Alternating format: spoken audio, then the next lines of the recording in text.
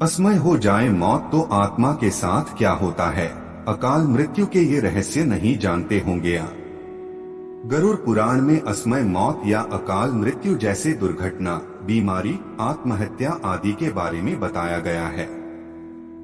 जानिए, यदि इन स्थिति में किसी की मृत्यु हो तो उसके बाद ऐसी आत्माओं का क्या होता है। जिसका जन्म इस संसार में हुआ है उसकी मृत्यु भी निश्चित है और यह अटल सत्य है जिसे कोई टाल या बदल नहीं सकता है। मृत्यु ऐसी स्थिति है जिससे कोई प्राणी नहीं बच पाया।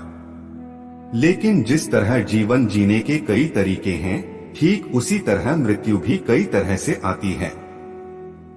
हर व्यक्ति की मृत्यु एक जैसी नहीं होती। कुछ लोग जीवन का हर सुख भोग कर मृत्यु को प्राप्त होते हैं तो कुछ लोगों की असमय मौत हो जाती है। कुछ लोग गंभीर बीमारी से पीड़ित होने के कारण दम तोड़ देते हैं तो वहीं कुछ आत्महत्या कर लेते हैं आदि। गरुड़ पुराण ग्रंथ हिंदू धर्म का महत्वपूर्ण है।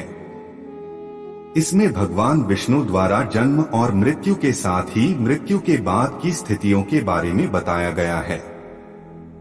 गरुड़ पुराण में श्रीहरि ने मृत्यु के जुड़े कई गूढ़ रहस्यों को बताया है। लेकिन क्या आप जानते हैं कि अकाल मृत्यु या असमय मृत्यु कैसे होती है और ऐसी मृत्यु को प्राप्त करने वाली आत्माओं के साथ क्या होता है? आइए जानते हैं इसके बारे में विस्तार से। वीडियो में आगे बढ़ने से पहले हमारे YouTube चैनल जीवन ज्ञान संगम को लाइक सब्सक्राइब करें और कमेंट में जय श्री राम लिख दे। आपका कल्याणी कल्याण होगा। अकाल मृत्यु क्या होती है? गरुड़ पुराण के अनुसार जो लोग भूख से पीड़ित होकर, हत्या किए जाने पर, फांसी लगाकर, जहर खाकर, आग से जलकर, जल में डूबकर, सांप के काटने से, दुर्घटना में, गंभीर बीमारी के कारण और आत्महत्या आदि के जरिए मृत्यु को प्राप्त होते हैं, उसे अकाल मृत्यु की श्रेणी में रखा गया है। इन सभी में आत्महत्या को महापाप कहा जाता है, क्योंकि भगवान ने मनुष्य को जन्म दिया है।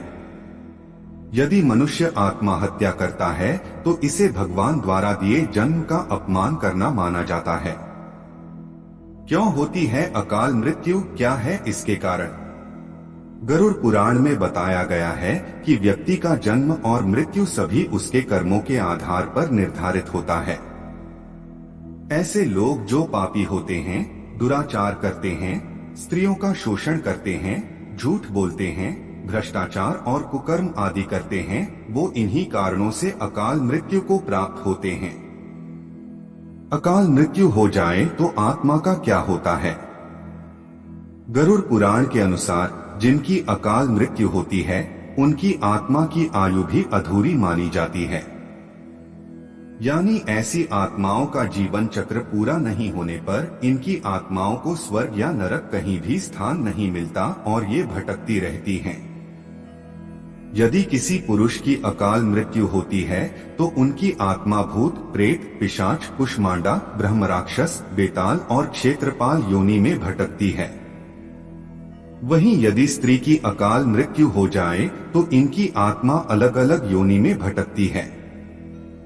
वहीं किसी नवयुवती स्त्री या प्रसूता की अकाल मृत्यु हो जाए तो वह चुड़ैल बन जाती है। कुंवारी कन्या की अकाल मृत्यु होने पर वह देवी योनि में भटकती है।